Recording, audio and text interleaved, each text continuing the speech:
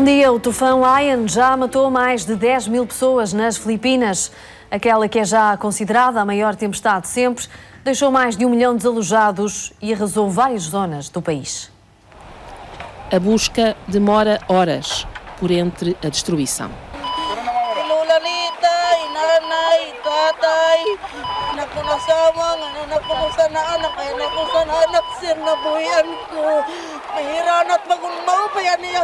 Uma família inteira desaparecida, mas para muitos a busca já terminou da pior maneira. São já mais de 1.200 os mortos da maior catástrofe dos últimos 12 anos nas Filipinas. Mais de 4 milhões de pessoas de 36 províncias foram diretamente afetadas. Não há comida, não há água, não há energia. I don't have the words for it. It's really horrific. It's a great human tragedy. There's no power, there's no light. By the time the sun sets, it's dark, and you're just going to have to make your way to where you can find some shelter. 800 mil tiveram de sair de suas casas. A maior parte está em abrigos improvisados. É preciso percorrer por vezes quilómetros de caminhos perigosos para chegar. Aqui funcionava uma escola. É uma das 7.000 que a força tremenda dos ventos destruiu, mas mantém as paredes e serve de refúgio a muitas crianças. A lembrança da tempestade que lhes mudou a vida e roubou mães, pais e irmãos vai permanecer por muitos e muitos anos. Sábado é o dia de comprovar a força do tufão Haiyan. Rajadas de 380 km/h destruíram quase tudo. Mudaram a configuração da costa. Tacloban, na ilha de Leyte, foi o local de maior impacto. Quando aqui chegou, a tempestade tinha a força máxima. É daqui o maior número de mortos. We have so many dead people. We don't have bags. Bags for the dead kasi nakahilera lang sila maski saan-saan. Aqui funcionava o aeroporto da ilha. Parte da torre de controlo mantém-se de pé. Tudo mais está destruído. Uma viagem de carro mostra o nível de devastação. Postes de eletricidade derrubados. Árvores praticamente arrancadas pela raiz.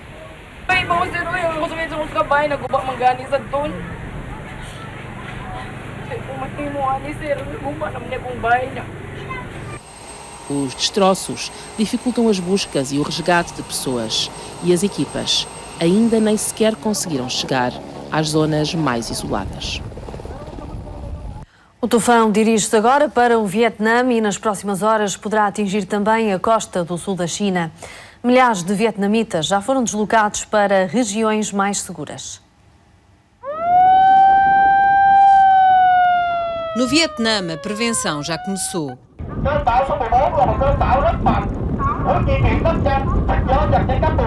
As autoridades apelam aos pescadores para que ponham os seus barcos em terra e que os protejam da melhor maneira. Cerca de 500 mil pessoas já foram transferidas das suas casas para locais mais seguros. São residentes em províncias consideradas de alto risco, onde há fortes possibilidades de desmoronamentos. Foram por isso levadas para edifícios governamentais e também para escolas. Noutras províncias, no nordeste do país, a população não tem mãos a medir. Sacos cheios de areia são colocados nos telhados das frágeis construções, de maneira a minimizar um eventual impacto da tempestade. O super tufão Haiyan está a caminho, depois das mortes e do rasto de destruição que provocou nas Filipinas. Nestas imagens de satélite, podemos ver a rapidez com que se aproximou nas últimas horas do território vietnamita. De acordo com as autoridades, deverá atingir terra na tarde de domingo. É esperado com a máxima intensidade, categoria 5, o que assusta naturalmente turistas que não estão habituados a fenómenos meteorológicos desta natureza. I'm quite frightened because we don't have anything like this in England, but we've spoken to a few locals and they've sort of calmed us down a little bit and said we'll be alright as long as we stay indoors. All we're going to be doing is getting in the hotel, just making sure we're staying there, got a lot of food, a lot of water just in case it does hit badly, but hopefully all being well it won't hit as bad as what it has hit in the Philippines. Haiyan é já a 14ª tempestade a atingir o Vietnã desde janeiro, mas seguramente a mais severa. É o maior tufão registado em todo o mundo este ano. É de tal forma intenso que também as autoridades chinesas estão alerta, sobretudo na zona costeira do país. O Benfica eliminou o Sporting, está nos oitavos de final da Taça de Portugal. Os encarnados venceram por 4-3, mas o resultado só ficou decidido após prolongamento. Minuto 11, começava mais um episódio da história feliz de Cardoso nos jogos com o Sporting. A barreira salta e a bola passa por baixo. Derby intenso e o Sporting empatar aos 37 minutos, cruzamento largo de Wilson Eduardo e Capela a finalizar com um espetáculo. Pode-se ver que no início da jogada não há fora de jogo de Montero no passe de cabeça de Wilson Eduardo. O lance prossegue e culmina com o gol do espanhol. Mas em 2 ataques rápidos o Benfica ganha nova vantagem. Enzo deixa em Gaetan, que oferece o gol a Cardoso. Cabeceamento colocadíssimo do paraguaio, não dando hipóteses a Rui Patrício nem a Rojo. E logo a seguir é Ruben Amorim, que assiste Cardoso para um remate deslumbrante. No entanto, embora seja por pouco, Cardoso está adiantado. Segunda parte, lance para grande penalidade. Luizão deixa-se antecipar por Montero e atinge o colombiano. Montero que toca primeiro na bola. O Sporting volta à carga e reduz aos 62 minutos por Maurício. Mais um gol sofrido pelo Benfica na sequência de um canto. E já para além dos 90, de um livre de Adrian Slimani, empate e impõe um prolongamento. O argelino salta atrás de Garay e bate Arthur. A eliminatória é decidida a meio entre Luizão e Rui Patrício. O central já no chão ainda consegue cabecear e o guarda-redes do Sporting deixa a bola escapar-se por entre as pernas. Bola que ultrapassa na totalidade a linha de baliza. Até final há ainda uma grande penalidade, cometida por André Almeida, corte com o braço dentro da área do Benfica. E um corte aparentemente limpo de Pires na área do Sporting, num jogo que fica na memória. Os treinadores das duas equipas consideram que este foi um dos melhores derbys de sempre. Leonardo Jardim queixou-se do árbitro, que não assinalou 2 grandes penalidades. Jorge Jesus não concorda e prefere falar num grande jogo de futebol. O futebol hoje teve tudo, não é? Teve situações de alternância do marcador, tanto de um lado como do outro, com situações não só de jogo corrido, mas também de situações de estratégia, neste caso, estratégia de bola parada, e aí o Sporting conseguiu nos fazer 2 golos. Teve períodos de jogo que os jogadores, alguns dos quais já com algum cansaço, e o jogo partido, e ambas as equipas a querer ganhar o jogo. O Cardoso normalmente é um jogador que faz sempre golos ao Sporting. E isso levou-me a tomar a decisão em boa hora de o ter lançado no jogo, sentido que ele poderia não corresponder fisicamente, não é? Porque nós não sabemos antes. Agora posso dizer que respondeu pelos golos, mas antes nós não sabemos, não é? E ainda bem que assim o fez, que eu fiz, e o Cardoso é aquilo, tentar, é um jogador que sabe os momentos certos de estar para fazer golo. Penso que o árbitro hoje teve a altura do jogo. Foi um jogo com situações de grande intensidade, com situações de bola dividida, com muita bola parada, tanto numa baliza noutra, que isto envolve muito contacto físico. Penso que o Duarte Gomes fez uma grande arbitragem dentro daquilo que normalmente, na minha opinião, ele é um excelente árbitro. Foi um jogo de grande qualidade, acho que dos derbys mais emotivos dos últimos anos, com muitos golos, com uma intensidade extremamente alta, com emoção e pronto, e com uma eliminação do Sporting, que não pretendíamos continuar na taça e acabámos por deixar cair um dos objetivos da época. Mas em termos qualitativos estou satisfeito pelo comportamento dos meus jogadores, não só pela atitude, mas também pela qualidade. Não vou dizer que perdi o jogo por causa do árbitro, mas tenho que salientar e tenho que dizer aquilo que os portugueses viram, principalmente aqueles que viram na TV, que o árbitro errou em 2 lances que podiam ser cruciais no resultado do jogo. Não costumo falar individualmente com os jogadores no fim do jogo, mas iria falar com o Rui Porquê? Por ter defendido 2 ou 3 bolas na parte final e que nos possibilitou estar sempre dentro do jogo, ou pelo gol que sofreu. O futebol é isto. O futebol às vezes erramos, às vezes fazemos coisas boas e quando sofremos um gol é sempre de mérito do coletivo. Adriano Silva diz também que o Sporting foi prejudicado pela arbitragem. O jogador dos Leões não tem dúvidas de que não foram assinalados 2 penaltis. Já a Luizão prefere sublinhar a boa exibição do Benfica e a emoção deste encontro. A gente acreditou, né? A gente não vinha tão fresco como o Sporting, né? Que teve a semana toda para trabalhar, descansar, né? Então a gente conseguiu se superar num jogo, eu acho que foi num grande jogo, né? Digno de um derby. A gente fica feliz por no final ter vencido. E o torcedor também hoje, é isso que né, muitas vezes eu penso, né, assim que a gente quer ver o torcedor, porque nos últimos 30 minutos a gente tomou o gol antes de começar o prolongamento e tinha tudo para as coisas ser mais difíceis, mas eles puxaram a gente, né? Então hoje a gente fica feliz e tem que dar os parabéns a todos. Acho que as imagens estão claras. Não somos só nós que estamos a inventar, acho que é demasiado claro, demasiada coincidência para ver tantos erros no mesmo jogo. Da maneira como foi hoje, a nossa equipa prejudicada foi demasiado frustrante para sair daqui com o resultado negativo.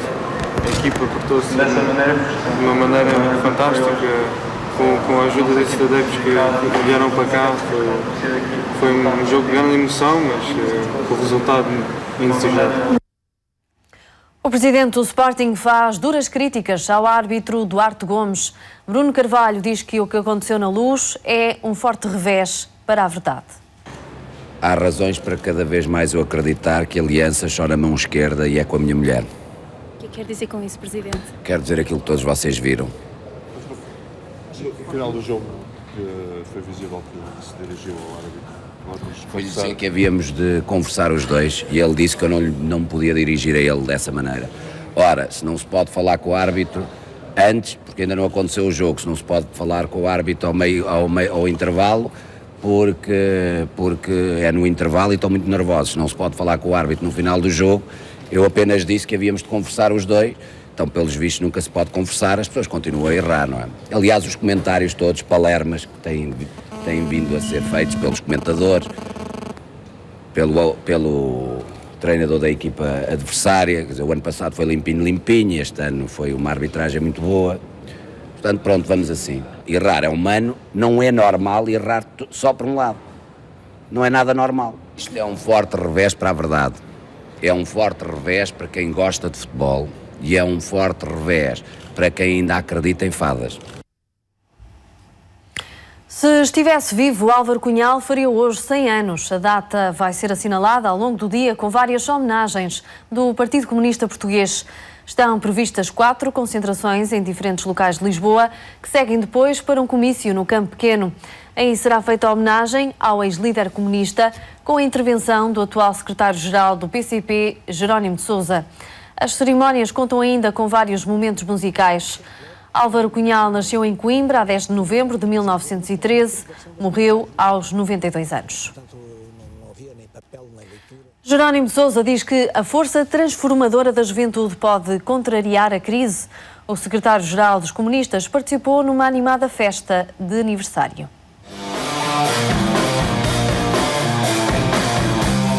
Um sorriso nos lábios, um ligeiro balanço no corpo. Jerónimo não chegou a dançar, mas assim que subiu ao palco, arrancou à plateia a ovação da noite. Por muito mal que façam, têm de contar sempre, mas sempre com a juventude comunista portuguesa, que há de conseguir esse ideal de transformação, há de impedir que lhe cortem o sonho, há de impedir que lhe destruam as vidas. A festa era dos jovens comunistas.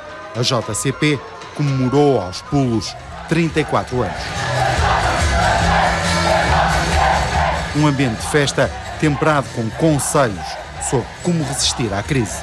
Não indo abaixo, acreditando que neste país a juventude tem futuro e que pode transformar, que é o grande sonho da JCP. Um sonho com 34 anos a que Jerónimo de Sousa quis dar destaque.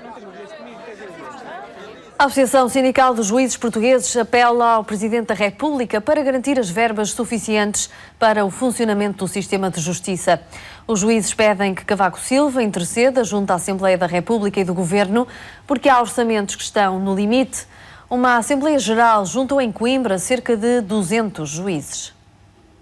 Estão no limite da indignação. Por isso, antes de esgotadas todas as hipóteses, apelam à intervenção do Presidente da República.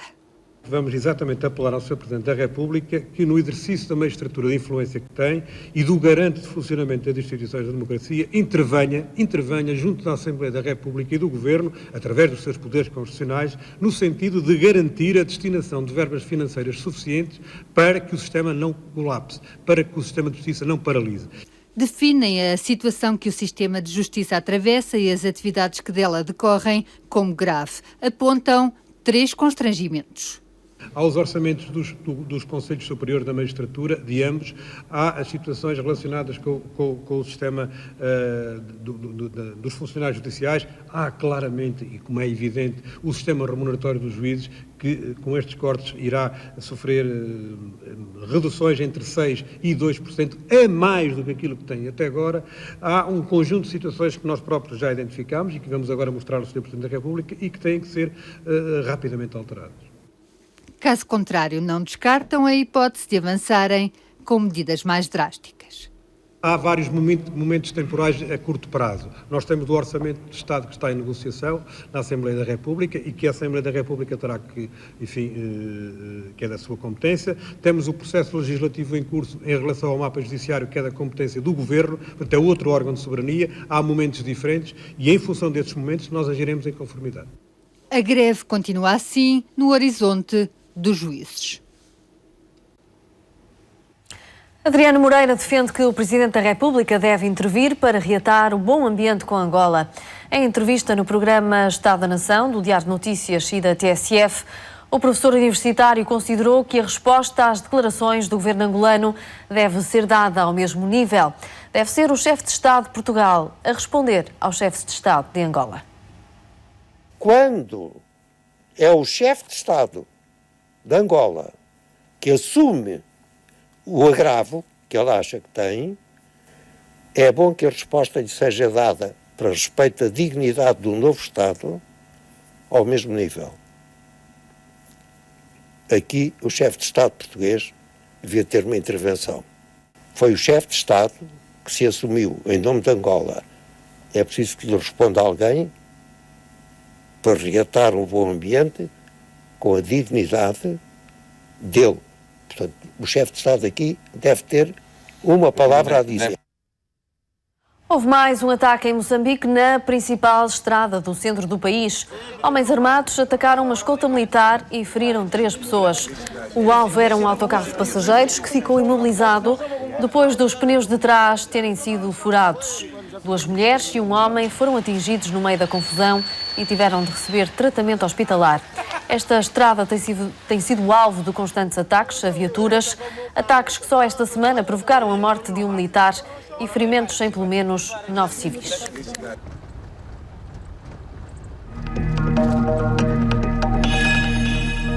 Altura agora para a revista de imprensa, vemos as capas dos jornais que estão nas bancas este domingo. Começamos com o Público e em manchete as declarações da eurodeputada socialista Elisa Ferreira. Diz que as troicas são uma aberração para a lógica do projeto europeu. O futebol também em destaque na capa do Público, a vitória do Benfica sobre o Sporting para a Taça de Portugal. Benfica elimina Leões em noite épica, diz o Público. Outros destaques, juízes apelam a Cavaco e mantêm a ameaça de greve. A Assembleia de ontem em Coimbra foi a mais concorrida de sempre. Rede social para doenças raras abre até ao fim do ano.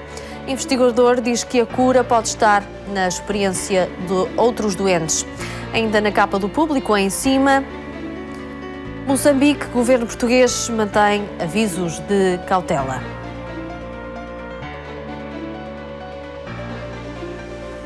Temos agora a capa do Diário de Notícias. Trabalho comunitário salva 17 mil da prisão. Prestar serviço numa Câmara Municipal, numa Junta de Freguesia, nos Bombeiros ou noutra instituição de solidariedade social são opções. Álvaro Cunhal faria 100 anos se estivesse vivo. Hoje é dia de homenagem ao líder histórico comunista. Manuel Alegre conta que um dia Álvaro Cunhal lhe serviu pequeno almoço. Mário de Carvalho lembra como o líder fez rir uma plateia caricaturando a devoção a Kim Il-sung. Também outras opiniões, a de Odete Santos, por exemplo, e a de Jorge Sampaio. Destaque também para a vitória do Benfica, que segue em frente na Taça de Portugal. 3 de Cardoso num derby recheado, diz o Diário de Notícias. No JN, destaque também para o derby deste sábado. Frango fez cair o Leão. 3 golos de Cardoso não chegaram. Emprego em 6 meses para 70% dos alunos do ensino profissional. Este ano letivo há 40 mil inscritos. Famílias optam pela via de ensino mais barata e com maior empregabilidade. Médico raptado conta horas de terror. António Veloso temeu morrer em troca de tiros. A polícia apontou a arma ao carro. O médico diz que tinha medo que o espanhol perdesse a cabeça e disparasse. Diz que fumaram cigarros de heroína ao longo do rapto. Rei Cardoso coroado por Patrício. O derby também em destaque no Correio da Manhã. Derby histórico com arbitragem polémica. Este é o grande destaque dos desportivos de hoje. Na bola pode ler-se esplendor na luz. Benfica mais feliz num hino ao futebol. No Record, lendário, erro de Rui Patrício decide um derby de grande emoção. O Jogo escreve derbíssimo, jogo com 7 golos, muita polémica, Cardoso em destaque e um lance caricato a decidir tudo.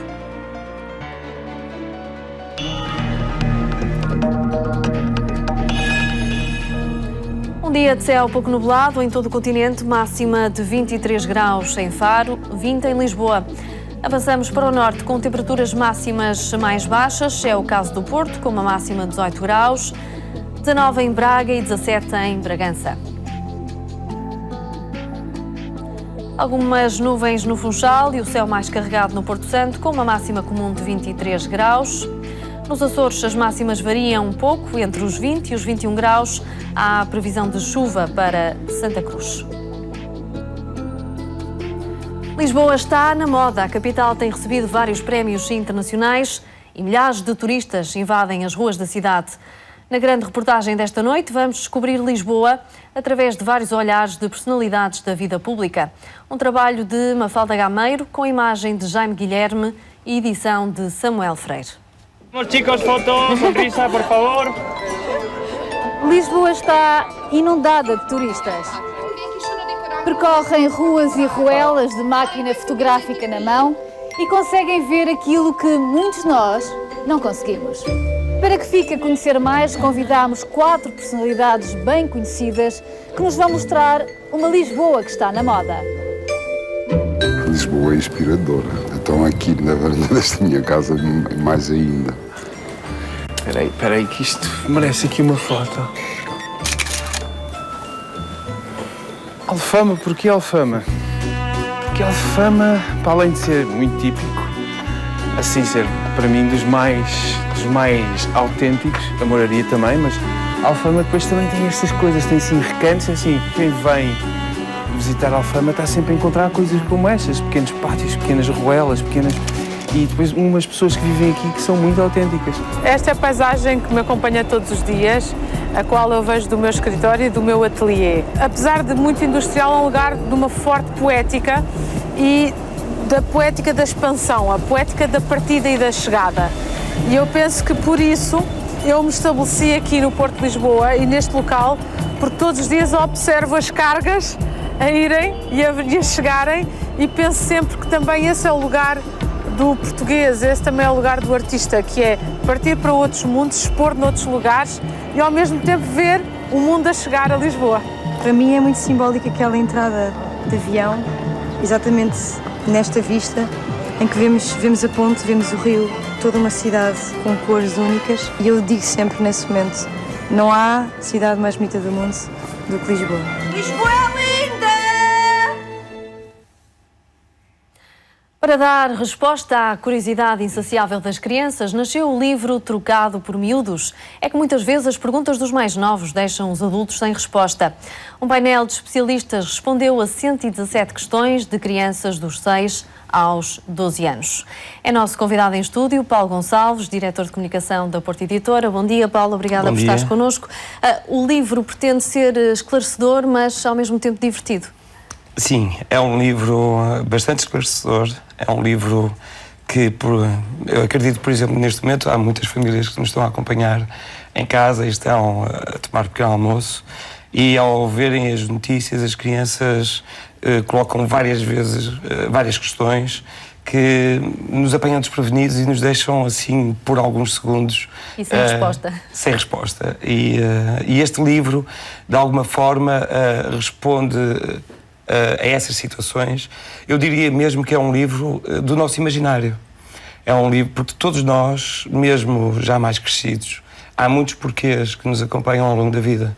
E este livro vai ao encontro dessas questões que nos acompanham. É óbvio que quando, no caso das crianças, há uma imensidão de questões para as quais elas não sabem as respostas e procuram junto dos mais crescidos, seja dos pais, dos tios, dos avós, dos professores. E que também têm dificuldade em responder muitas vezes. Sim, porque são questões que, por exemplo, o que é a morte? É uma questão séria e delicada e difícil de explicar e que é difícil de explicar às crianças. Mas depois há outras questões muito divertidas. Por exemplo, os peixes têm sede. E a tentação é dizer que sim ou que não, mas de facto os peixes têm sede. Curiosamente, mais aqueles que têm, mais os peixes de água salgada do que de água doce. E de que forma é que chegaram a estas perguntas? Como é que foi feito o processo de seleção? A seleção foi feita de uma forma bastante século XXI, diria. Nós criamos uma plataforma na internet, comunicamos com todas as escolas do país e desafiamos os professores, aqueles professores que têm alunos dos 6 aos 12 anos, a irem à plataforma e a acompanharem os alunos para eles deixarem as questões em diferentes áreas de conhecimento. E essas questões ficaram registadas na plataforma e depois foram analisadas e selecionadas em termos editoriais, organizadas por áreas de conhecimento. Ao mesmo tempo, convidamos uma série de especialistas que são reconhecidamente sabedores nas diferentes áreas de conhecimento que nós apontamos e canalizamos essas questões para esses especialistas. E depois eles fizeram respostas muito divertidas. Não são respostas absolutamente técnicas, com aquele jargão que por vezes nos obriga a uma segunda, uma terceira ou uma quarta leitura. São adaptadas ao vocabulário das crianças. Exatamente. Quantas perguntas chegaram na altura da seleção à Porta Editora? Surpreendentemente chegaram para mais de 2.000 questões. O que nós fizemos foi, em primeiro lugar, ver se todas elas correspondiam às áreas de conhecimento que tínhamos apontado. Depois, como é óbvio, há muitas questões que são colocadas de diferente maneira, mas que correspondem ao mesmo tema. Por isso, tivemos esse cuidado de não repetir as questões. Haver uma variação, não é? Exatamente. Nos temas. E depois, foi só todo o trabalho de ajudar os especialistas a redigir as respostas. Importa também referir que cada exemplar vendido reverte €1 para a instituição Aldeias de Crianças SOS. Sim, esse propósito sempre esteve no início de quando nós tivemos esta ideia de fazer este livro. Ou seja, de alguma forma, nós criamos aqui um triângulo bastante curioso. Nós aproximamos as crianças que estão espalhadas por todo o país a personalidades que muitas vezes elas só as conhecem através dos meios de comunicação social. E, ao mesmo tempo, aproximamos toda essa realidade a uma realidade que por vezes não nos lembramos frequentemente, que é a realidade de crianças que necessitam do nosso apoio, crianças que têm uma vida normal graças ao excelente trabalho que é feito nas aldeias de crianças SOS. São crianças que são acompanhadas nessa instituição porque tiveram situações difíceis, ambientes familiares extremamente complicados e que, portanto, foi necessário essas crianças e jovens irem para as aldeias, e há 3 aldeias no nosso país, em Bicesse, na Guarda e uma em Vila Nova de Gaia. E o trabalho meritório que essas aldeias fazem para que essas crianças tenham uma vida absolutamente normal, tenham o seu dia-a-dia como todas as outras crianças, ou seja, têm uma família nas aldeias, vão à escola, fazem os seus trabalhos, fazem o seu dia-a-dia conforme qualquer outra criança, mas fazem-no graças ao excelente trabalho que as aldeias fazem. E este livro junta-se a essa causa. Paulo Gonçalves, obrigada por teres vindo ao Bom Dia Portugal no fim de semana. Já aqui dissemos que o Benfica está nos oitavos de final da Taça com a vitória sobre o Sporting por 4-3. Os encarnados juntam-se ao Aroca, que também segue em frente na Taça de Portugal. A equipa de Pedro Emanuel venceu o Desportivo de Chaves por 2-0. Este jogo entre o Aroca e o Desportivo de Chaves praticamente não teve oportunidades de golo. Então, na primeira parte, foi um deserto. Por isso, não admira que o jogo tenha chegado ao intervalo com 0-0 no marcador. Este é um dos poucos lances de perigo do Desportivo de Chaves. Na segunda parte, a toada manteve-se, mas com uma diferença, com o Aroca um pouco mais perigoso. Este é o primeiro sinal de perigo, até que à passagem da meia hora, a equipa da casa chegou ao primeiro golo e começava a resolver a eliminatória. O centro e depois o remate de Mica. 1-0 para o Aroca, aos 32 minutos. Logo a seguir, a equipa da casa consegue fazer o segundo golo e resolve definitivamente o jogo. É neste lance individual, golo de Roberto, foi o melhor momento de todo o jogo. E ainda antes do final da partida, a equipa do Aroca falhou mais um golo de forma incrível. Desta forma, o Aroca ganhou por 2-0 frente ao Desportivo de Chaves e segue em frente na Taça. O Porto joga hoje com o Vitória de Guimarães também para a Taça de Portugal. O treinador dos Dragões, Paulo Fonseca, assume que quer ganhar. Hoje os Dragões têm pela frente uma equipa que esta época já defrontaram 2 vezes e com 2 vitórias azuis e brancas, na final da Supertaça e no Dragão para o campeonato, onde o Porto só ganhou por 1-0. Guimarães é uma excelente equipa, uma equipa difícil de bater.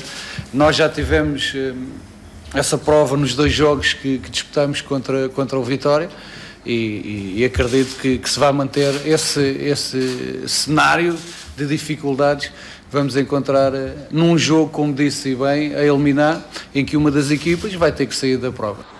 É no mata-mata, sem margem de erro. Hoje à noite, uma das equipas está fora da Taça de Portugal. Uma competição que o Porto já não ganha há 2 anos. Agora Paulo Fonseca reafirma que os Dragões querem ganhar a Taça de Portugal.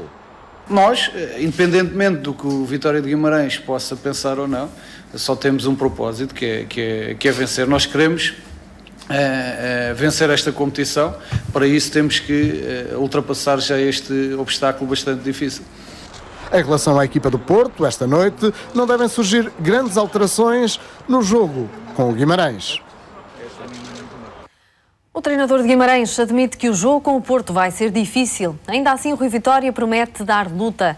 O técnico espera que os jogadores minhotos estejam inspirados. No futebol, a perfeição não existe. E do que tem visto nos relevados a cada fim de semana, o Rui Vitória aproveitou para lançar uma questão. Quais são as equipas em Portugal que têm tanta clarividência e que estão a jogar tão bem? Vamos equacionar isto tudo. A equipa que vai em primeiro lugar no nosso campeonato é questionada semanalmente sobre a sua qualidade exibicional. Quer dizer, quais são em Portugal as equipas que na realidade apresentem uma consistência tão elevada? O Porto impõe respeito, basta olhar para as últimas estatísticas. Naturalmente que o Porto é uma equipa forte, porque tem sido forte em todos os jogos praticamente. Quando eu digo, nós vamos aos dados estatísticos e a posse de bola é muito mais da equipa do Porto, os ataques são muito mais da equipa do Porto, isto com os outros adversários também. E afinal, como se pode vencer este Dragão? vamos para a frente, vamos trabalhar, vamos esperar que a hora do jogo, é hora e meia de luta, de trabalho, não há campeões sem sofrimento, temos que sofrer quando tivermos que sofrer, mas é assim que às vezes as coisas se conseguem. Para a baliza do Guimarães vai Assis. Douglas, castigado com um processo sumário, vai cumprir um jogo de castigo. Rui Vitória não se conforma. Não quero acreditar, nem quero aceitar que o Vitória seja alvo de motivo de exemplo para o futebol português, para castigar e para penalizar. As pessoas de Guimarães não merecem. Guimarães-Porto, no berço da nação, os minhotos querem embalar para a vitória frente ao Porto de Paulo Fonseca. A tocha olímpica esteve no espaço pela primeira vez. Foi transportada por 2 cosmonautas russos. Um momento inédito transmitido em direto pela televisão de Moscovo. Getting our first view here of the Olympic torch. Oleg Kotov foi o primeiro cosmonauta a mostrar ao mundo a tocha olímpica em pleno espaço. Depois de saírem da Estação Espacial Internacional, Kotov e Sergei Ryazansky, os 2 cosmonautas russos, empunharam à vez a tocha olímpica durante cerca de 1 hora. Okay, here we go. Wave and smile. A 3 meses dos Jogos Olímpicos de Inverno, este momento inédito foi transmitido em direto pela televisão russa. Na próxima segunda-feira, a tocha olímpica regressa à Terra.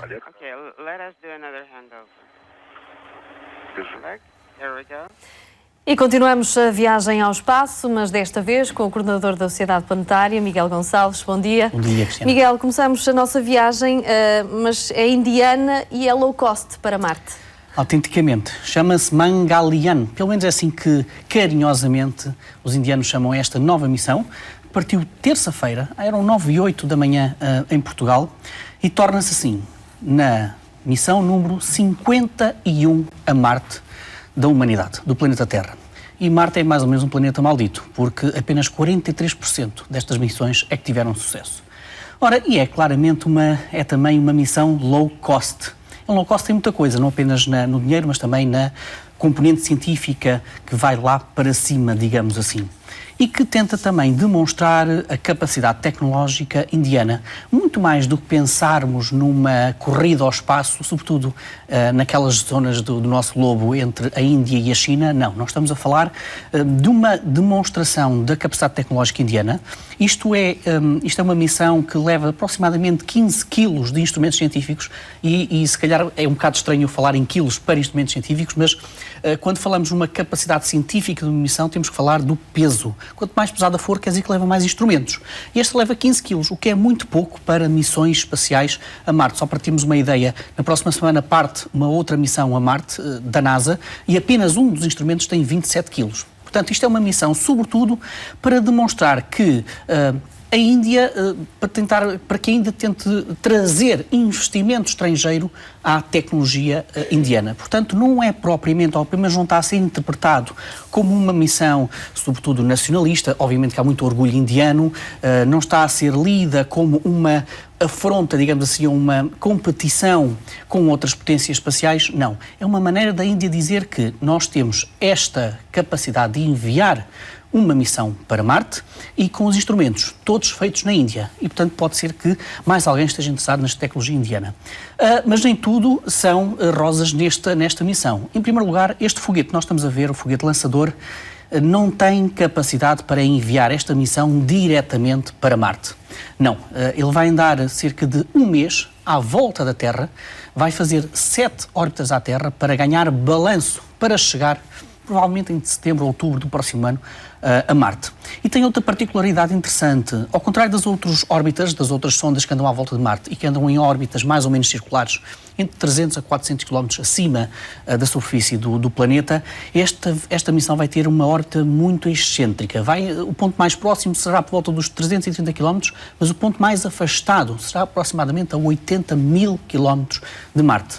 E é uma missão que tem um payload, como se costuma dizer, científico, mais ou menos reduzido. Tem um fotómetro, tem 2 espectrómetros, tem uma câmara fotográfica de boa precisão e destina-se sobretudo a tentar compreender um bocado a atmosfera de Marte e tirar fotografias a algumas das zonas mais interessantes do ponto de vista da geologia marciana. Mas é, enfim, como disse há bocado, uma prova de que a China pode fazer história, porque se tudo correr bem pode ser o 4º representante da humanidade no planeta Marte, depois da Agência Espacial Norte-Americana, a Europeia e da União Soviética, e esperemos que tudo corra bem porque é mesmo um planeta maldito.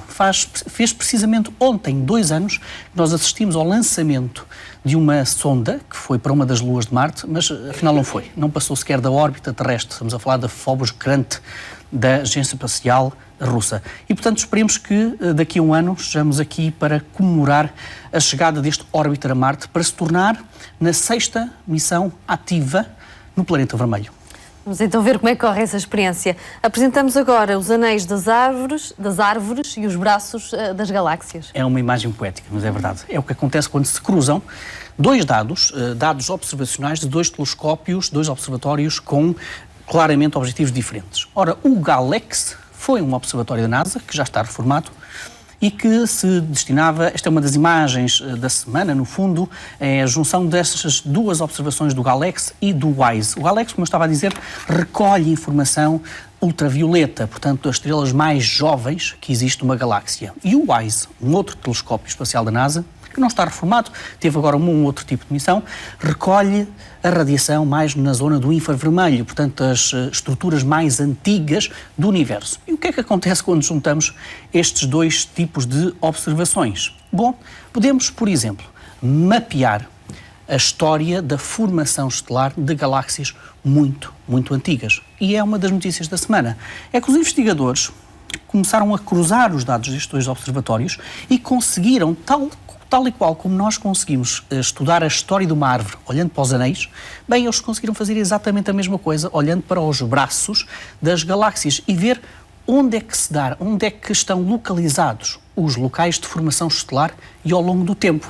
Então conseguiram formular uma teoria à volta disso. Para estes investigadores, nós conseguimos identificar 2 locais e 2 alturas mais ou menos precisas de formação estelar. Ou seja, no início da vida de uma galáxia, assistimos a uma intensa formação estelar, mas por um curto espaço de tempo, nas zonas mais interiores das galáxias, mais perto do núcleo. Esse tipo de formação, depois, desse tipo de maternidades estelares, acaba e dá-se início 1 a 2 mil milhões de anos mais tarde, nas zonas mais afastadas das galáxias, nos braços mais afastados da galáxia.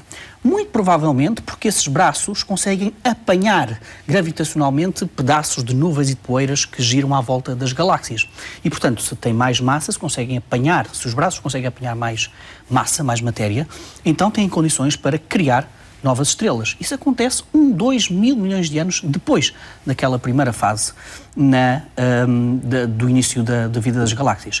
E esta investigação, esta teoria, permite também explicar um outro mistério delicioso. É que os cientistas começaram a olhar para estas galáxias mais antigas, mais velhas, populadas com uma população muito grande de estrelas muito mais velhas, e encontraram radiação ultravioleta. Como eu disse há bocado, é a radiação mais jovem, portanto, associada às estrelas mais jovens. A pergunta é óbvia. O que é que faz radiação jovem em galáxias muitíssimo velhas? Bom, eis outra imagem poética. Aparentemente, isto está associado precisamente às estrelas mais velhas. Na altura final das suas vidas, em que perdem toda a matéria exterior, a matéria mais fora do seu núcleo, há uma espécie de um sopro jovem, precisamente antes da morte das estrelas. E é esse sopro mais jovem que foi captada, portanto, pelo GALEX nesta radiação no ultravioleta. E, portanto, permite explicar um bocadinho mais, acrescentar mais uma peça do puzzle para a vida, para a formação e para o fim da vida das estrelas. É verdade, mesmo no fim das estrelas, as estrelas têm uma radiação, um sopro um bocadinho jovem. Miguel, e para terminar, vamos perceber que nem sempre o mais próximo é o mais fácil de ser visto. Curiosamente, não é uma imagem da semana, é uma imagem que já tem 2 semanas, só agora é que a trouxe. Qual é a estrela mais próxima do Sol? Bom, na verdade são 3. É o sistema triplo de Centauro, que é constituído por 2 estrelas, giram uma à volta da outra, e depois uma terceira, um bocadinho mais afastada, que também gira à volta destas 2, que é esta estrela que nós estamos a ver neste momento.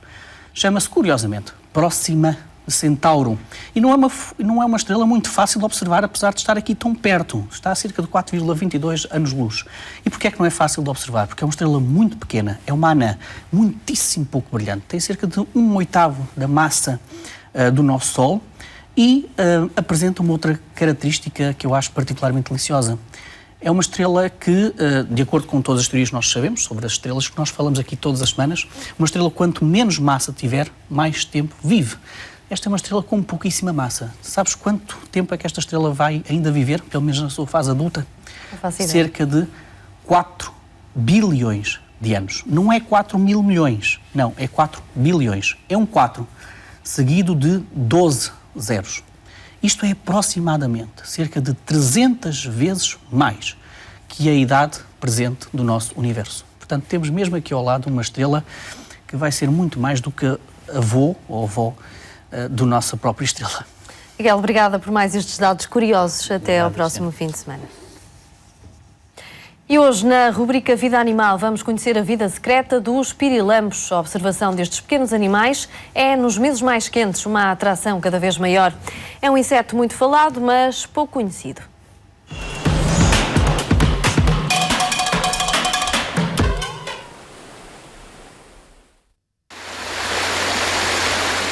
Cada espécie tem o seu padrão, cada espécie pisca de uma maneira diferente. Para além de haver tonalidades diferentes, há pirilampos que a luz é mais esverdeada, outros mais amarelada, outros até mais alaranjada.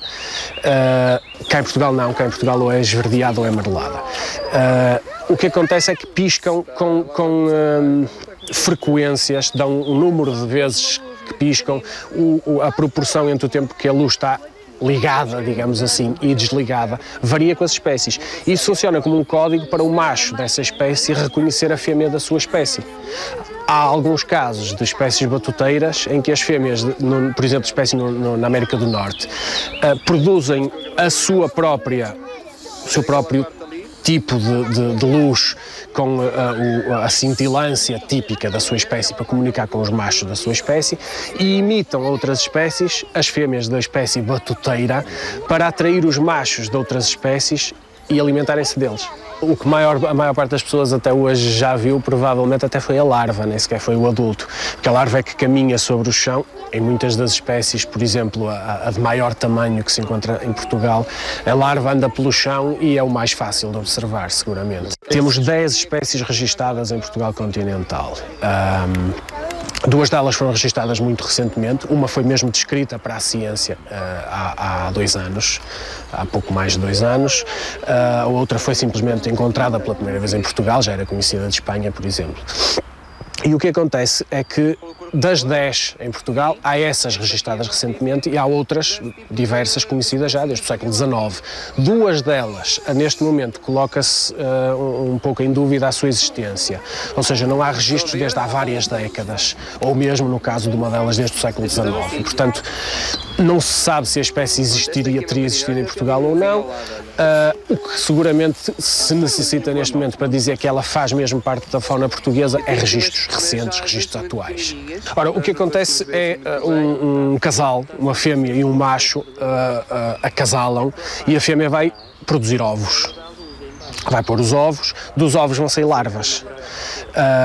A larva é a forma juvenil do pirilampo e o que acontece é que a larva vai crescer, vai mudar várias vezes a sua pele, digamos assim, o seu exoesqueleto, para crescer.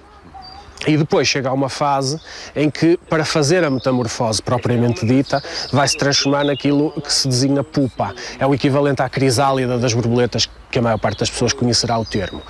Aí ocorre a metamorfose. A metamorfose é a mudança radical de morfologia. Transforma uma larva num adulto. Se pusermos uma larva e um adulto ao lado, quem não conhecer acha que são coisas diferentes, são espécies diferentes. E, no entanto, são simplesmente uma forma juvenil e uma forma adulta da mesma espécie. A maior parte dos pirilampos, por exemplo, em Portugal, só uma é que não faz isso, digamos assim, alimentam-se de moluscos. A dieta é composta basicamente por caracóis e lesmas.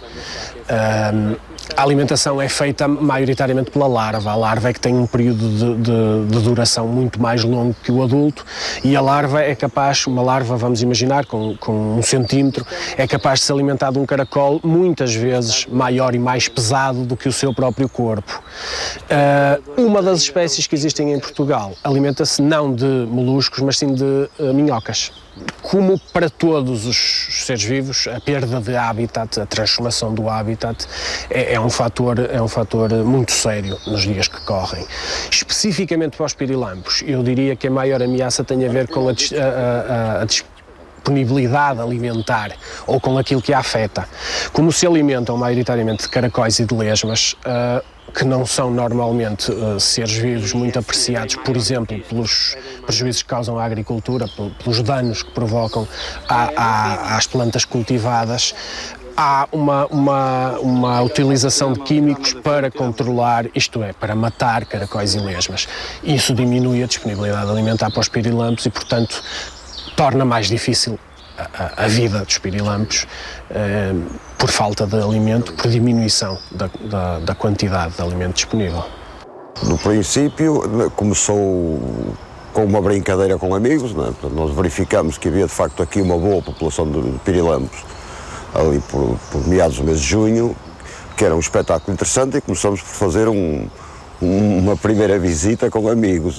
O êxito foi tanto que se foram repetindo as visitas até que, já há uns anos, se institucionalizou, abrindo formalmente o parque ao público para que as pessoas possam ver esse espetáculo, que é um espetáculo cada vez mais raro, especialmente em meios urbanos, não é? E desde há uns anos que é um dos grandes sucessos anuais do parque. Temos inclusive que limitar o número de participações, e já assim já é uma barbaridade, porque são 500 pessoas por noite, não é? Uma série de noites seguidas. E pronto, foi assim que começou, e sei que já há noutros pontos do país pessoas particularmente a fazerem coisas idênticas, na Serra de Sintra e em outros locais assim, e nós este ano mais uma vez assim faremos. Primeiro o grupo reúne-se no auditório por uns minutos e é feita uma explicação geral sobre a biologia dos pirilampos, a bioluminescência, essas coisas todas, os ciclos, etc. Há também um folheto com essa informação que é distribuído, e depois faz-se o percurso do parque às escuras. Não é? Só os guias é que levam lanterna para qualquer coisa que possa acontecer. E aproveita-se para ver não só os pirilampos, como também para chamar a atenção para outra fauna noturna que frequentemente se pode ver: ouriços cacheiros, sapos, ouvir corujas ou até ver corujas. E basicamente é isso, é uma visita às escuras.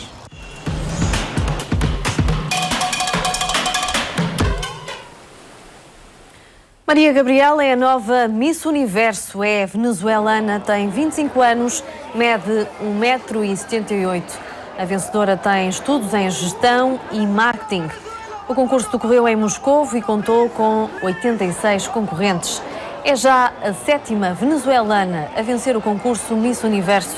O segundo lugar ficou para a Miss Espanha. O próximo concurso será no Brasil. Termina o Bom Dia Portugal na RTP1. A terceira hora segue na RTP Informação. Bom fim de semana.